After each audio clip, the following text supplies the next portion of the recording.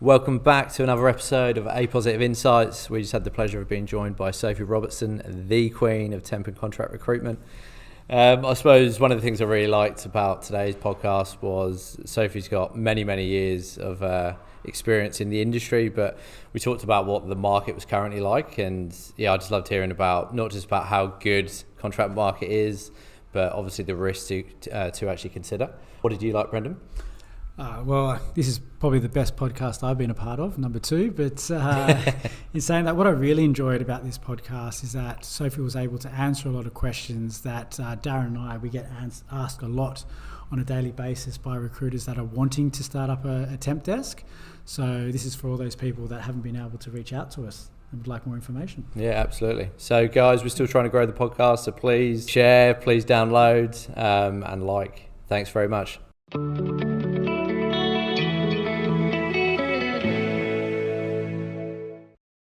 So thanks so much for joining us today, Sophie, the queen of contract and temp recruitment. Do you want to give everyone a quick background of yourself?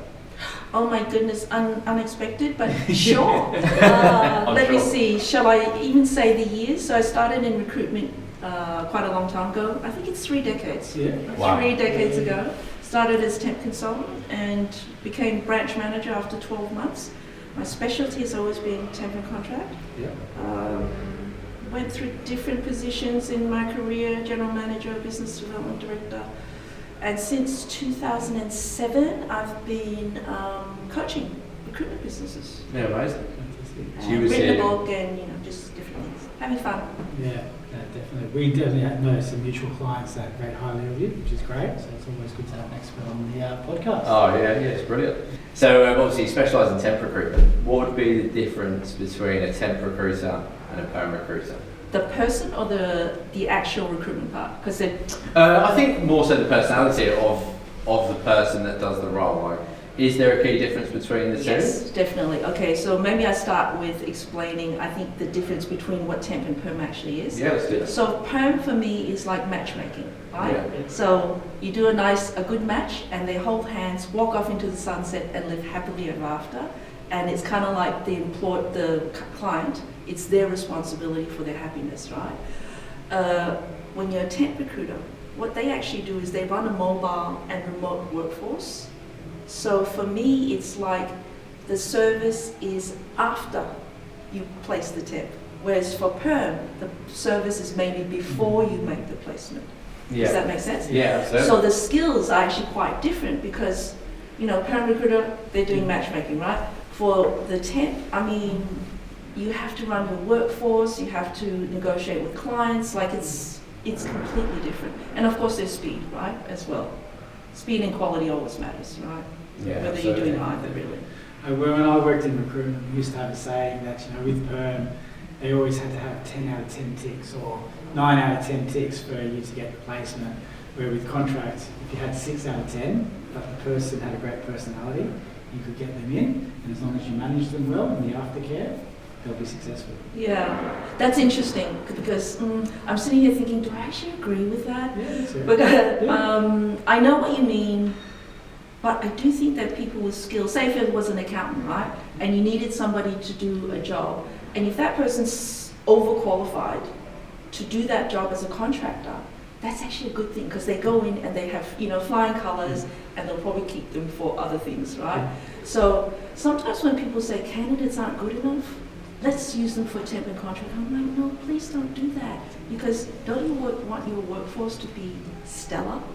Yeah. That's where you get repeat business, right? That's right. I thought it'd be completely different. That's right. Because obviously perm, you've got time to train them, upskill them, because they're going to be there long term. Yeah. Contracts are going to be there short term. So you want them to come far and straight away. One. Yeah, that's right. Yeah, interesting. Sorry, Brendan. No. We're not with you. No, we don't really knock you down, Brendan. I guess that's the difference between. You walked into that one. Yeah, that's the difference between, high volume, sort of get them out the door, get them on site, versus more of the consulting, putting in a proper person that's going to actually deliver the project that they need, and quickly and efficiently.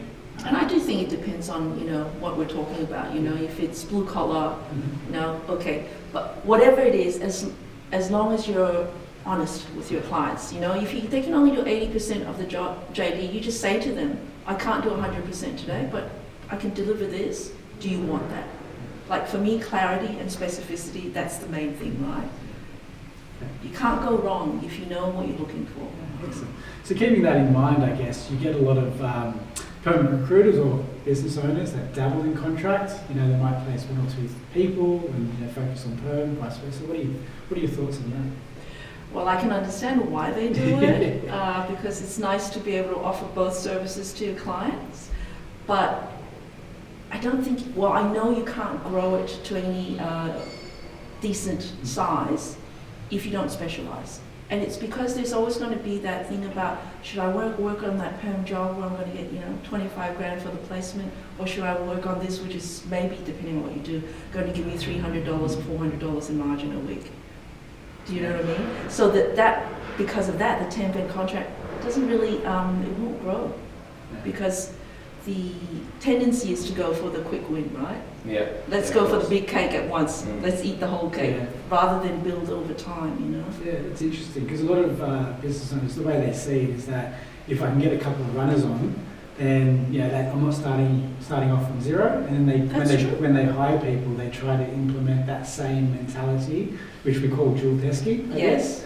So obviously, as you sort of pointed out, they'll only service the jobs that they can fill, and not all of them might grow. And as I say to business owners, I mean, you get the behaviour you reward. So if you're going to reward on billings, they will gravitate to perm, right? I mean, it's natural. So when business owners or leaders ring me and they say, look, we've been trying to grow our contract desk, it hasn't worked. The first question I ask them is, are you running dual desk? And if they say yes, I go, well, okay. And I was like, I'm not telling you how to run your business, but how serious are you about growing it? Yeah. Like, that's the first thing, let's split it. And my advice, of course, to people is, if you're going to start, say you're a startup, start as you mean to finish. Like, why not do it well from the beginning? Also because the traits of people who do it well are quite different, So it sort of bring me back to my first question then. So what are the traits? Yeah, so what would be the traits like between the contract and the perm? Okay, don't laugh, okay, when I say this. I promise I won't. I'll try not to. No, you can laugh, because people usually laugh when I say this, is when I used to, because I've hired a lot of temp contract consultants, right, in my time. And one thing I always looked at was how quickly they walked with me from reception to the interview room. And I'm not joking. And when I say this to clients, they go, really? And then they sit there for a while, they go, you know what?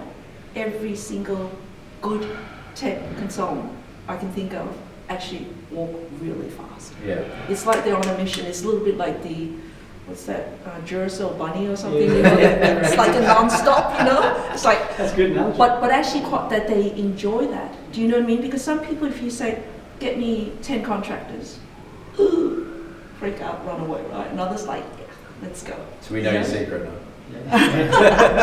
What's the secret? So I've got to run next to you, or run faster. Yeah, it's funny. I was in seeing a client the other day, and they just hired 3 new people and wanted one for 10. And they said, which one do you? I haven't met them. I don't even know who they are. Yeah. And I said, well, can I see them walk? Do you have I knew you were going to laugh. Yeah, that is a little bit weird, Sophie. No, but seriously, like I said, most clients that have tested it against people they know, they go, actually, you're right. And I'm like, well, I know it's totally unscientific, right? I guess it's high energy. Yeah. The constant pushing, and so forth like that. They probably don't sleep at night either. Their mind's going 1,000 miles. That sounds just like me. Are you a contract consultant in disguise? Probably. Yeah. Probably.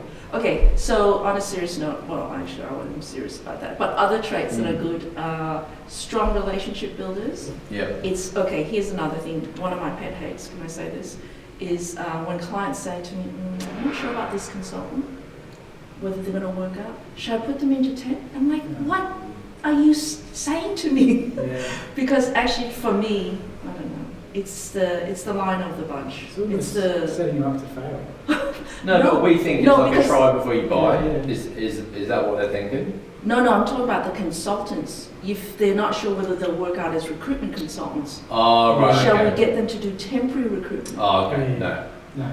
And that's What? I personally think contracts are a lot harder than perm. Yeah. Well, it's different. Yeah. I think it's different. Mm. So strong relationship builders, strong BD, Yeah. because that's what BD is relationship building, right? Absolutely. And it's funny because so many people say to me, oh yeah, contract is more transactional than perm, right? I'm like, no, I don't think so. It depends what sort of relationship you want with your clients. If you want to be one of those providers that actually sit at the table when they plan how they're going to do staffing and flex their workforce, I mean, you need somebody that's good to sit at that table, right? That understands about workforce planning, how to negotiate. I mean, so many things. You know? Would it depend on the type of role though? Like, filling office support roles versus filling IT contractors, for example.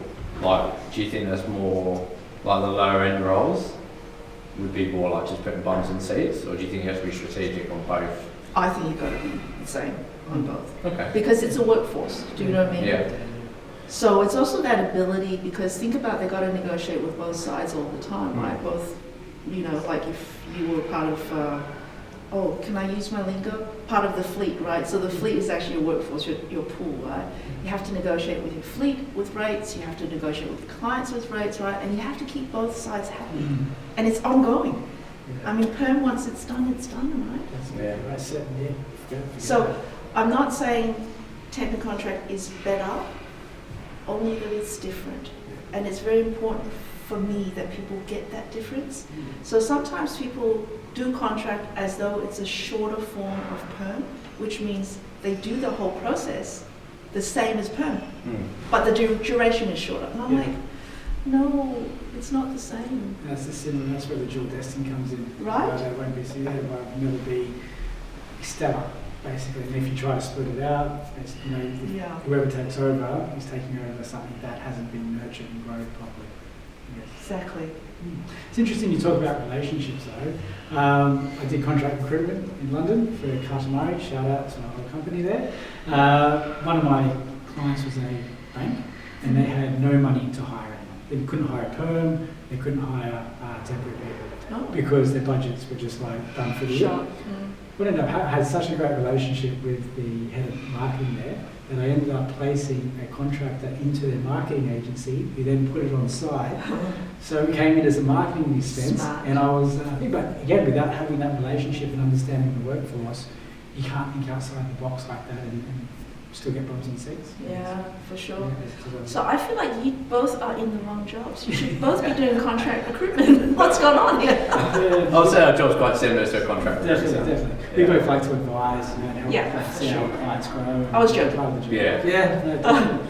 But I can see why you do what you do, right? Because you understand it, so you can advise your clients. Yeah, that's right. Yeah, we've been doing it for a while now. Yeah, no, definitely. Long time. So I wanted to ask you, because obviously you speak to a lot of people in the industry, train a lot of people. What's happening in the market at the moment? So, the last 18 months, etc., we had a buffet, right? When you go to those buffets and they're filling them all the time. Well, I think the beginning of this year, that refilling of the buffet is not really happening. So perms have slowed. I think we are in a unique situation in Australia that we're still short-staffed. So there are still jobs, but in any downturn, and we know this, right, is that when there is a downturn looming, is the process of getting perms into a client, even if they need them, is a lot longer and slower. Whereas, the last couple of years, it's just been like, just send us whoever you have and we'll hire them kind of thing, right? So when things are uncertain, contract, right? So anecdotally, the companies I deal with and the recruiters I deal with, contract recruiters are so much more. They're busier now. From having few jobs, now they're just like, oh my goodness. We're absolutely seeing the same. And one of the things we're seeing, like the people we're speaking to, permanent recruiters, they're looking to set up a contract desk. Yes. So it'd be interesting to hear your thoughts on that. What type of advice would you give them? Well, Oh, these days there's so much compliance, right? So I guess they've got to get the foundations right from the beginning, and I think payroll is definitely one of them. Definitely speaks to us. Speaks very positive. No, well, you got to get it right. You know what I mean? Absolutely. I mean, you got to pay people correctly. You got to make sure contracts with your staff are correct, and understand that you actually on hire them. So there are many things to think about. But I think the main things are, first of all, do you understand what it is that you're doing, that you're going to be running a workforce? Do you have someone that can do it, right? And do you have the right support? So support, I'm talking about work health and safety, payroll, contracts. So all the things around it. It's not like 20 years ago where you could just say, hey, send me someone, and you just send them off, right? There's no way you can do that now. There's a lot more involved. And a lot of people are, I just run the payroll myself for the first couple, and they set themselves up for failure. They use manual timesheets, they use knock-off terms that they had from their previous employer, that kind of stuff. To engage in the right partners is definitely totally. It takes time. Entering the payroll manually, invoicing stuff, and people get to the end of the week and they don't want to do it. So let's break that down a bit more in terms of success. So I guess if someone's looking to set up a desk, they've just hired their first contract recruiter. Should they be doing the same remuneration? So should they be paying, rewarding them the same as their other consultants who might be dual desking and doing that? It's a good question because people.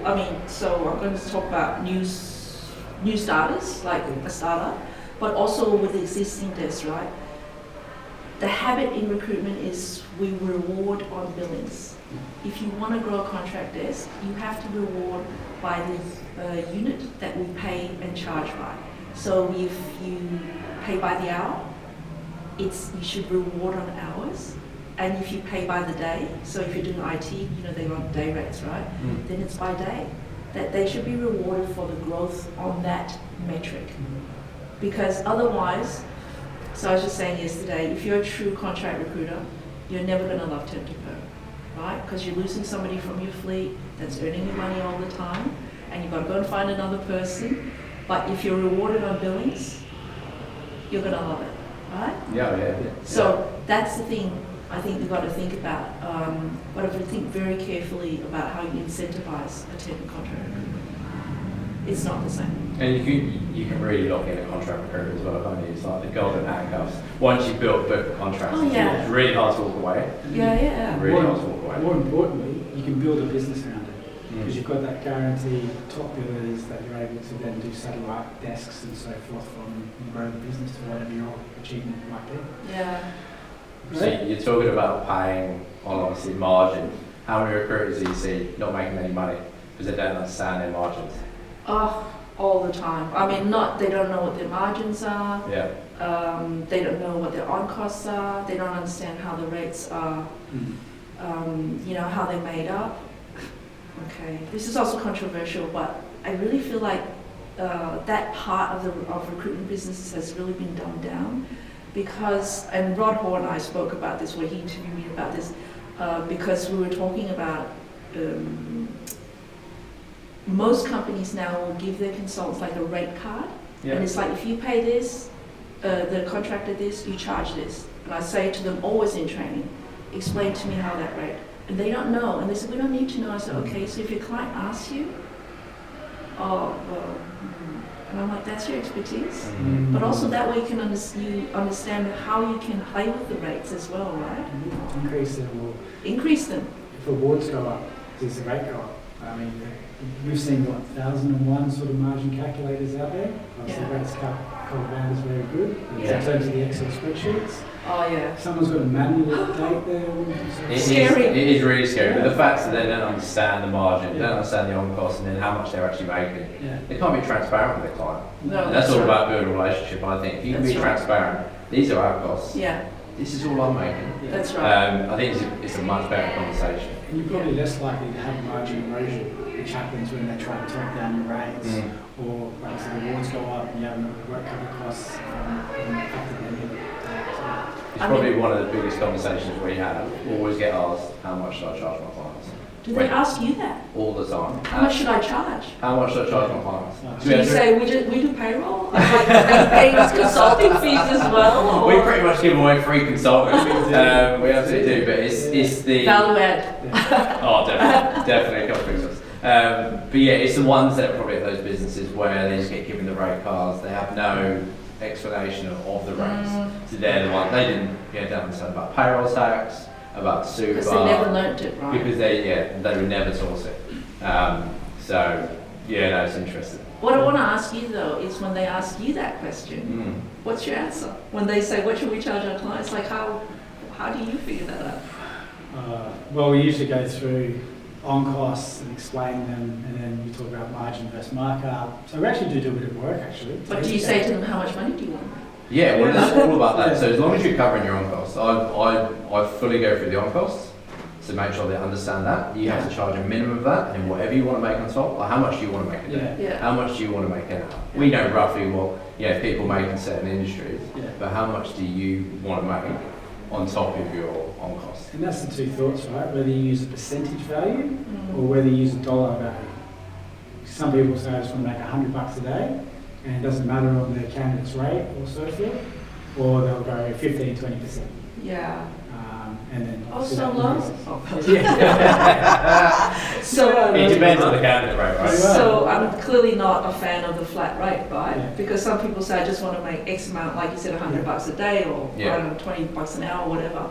And I say, so that doesn't matter what level we're looking at? That doesn't I think make that would sense. mostly be IT, I think. I think it's mostly IT. Well, I've heard of it in other sectors, like hospitality, and I say, okay, is it harder to get a chef than a waiter? And they're like, yeah. I'm like, then why aren't you charging more? Yeah, they should be. For the chef, right? Yeah. Because that's why if you do a percentage, then it grows with it, right? But it's interesting, the concept of how much money can I make in margin, because like I was working with a IT company recently. They said, we charge 20%. And I was like, okay, why don't you charge more? And they're like, what do you mean more? And I said, well, where do you want to sit in the market? Like when you go to hotels, you have all levels, right? We've got 1 to 6 star. Well, we have 6 these days, I think 1 to 6 star. And recruitment companies, where do you want to sit in that? This is a true story. The very next day, one of the owners or founders emailed me and said, we just put our first one out at 26%. Wow. And I said to him, did the client blink? He said, no. I said, see, the only people blinking were you all the time. So that thing about we can only charge a certain amount, that's here. Yeah, I think that's a whole podcast there on yes. the psyche of why recruiters bend over for their clients when they shouldn't. But we won't go into that now. So I guess we talked about the payroll, we talked about margin and so forth. A lot of businesses will get called by prospect clients and so forth and ask them to do payroll only. I've got a temp, can you take it on for me because I just don't want to put it through my work and compliance. Generally, a lot of businesses we hear won't do their full rates on that. What sort of thought process do you have around that? Thoughts do you have on that? Good question. So I think a couple of things is, even though you don't find the person, I think it's worth doing due diligence on that person, because once you put them onto your books, they become your responsibility, right? And I know in the old days, I want to say that people used to do payrolling at a lower margin, but I advise all my clients to do it at the same, because if you agree with me that the service is after, right, then the service is the same, right? But also what the clients are doing is they're outsourcing the risk of that person to you. The risk is the same, regardless of where they came from, right? Yeah, cover claims, effects and all that sort of stuff. And the amount of care, if you're doing best practice contractor care, is the same, because you should look after that person, right? Because they're still on your books. Yeah. So recruiters actually getting that across the line? Yes. They are. Well, funny you should ask that, because this week I had a consultant say to me, she put her first payroll at full margin. Wow. And the client didn't even blink. No blinking. That's incredible. So all this time she's leaving money on the table. Yeah. Oh, sorry. I'll say it later. A lot of people would be though. Yeah. So it's quite enlightening, because I'd say all our clients, they would charge a hugely reduced fee for payroll only. Why is that though? Because, well, like you say, well, I don't know if it's habit. I think you're saying the service is, there's a lot of post-service, post-placement service, whereas they're seeing it, like you were saying, explaining the difference between contracts and perm. It's the pre-placement service. They're finding the candidate, reference checking, they're placing them. They don't really, potentially they're not doing contract recruitment the way they should. They're not managing them after placement. They're just seeing it as they're only doing half the service. Set and forget. Yes, that's right. Set and forget. Yeah. That's it. Exactly. Which happens a lot, even with, we've done all the work at the front. They'll put the temp on site, completely forget about it. Yeah.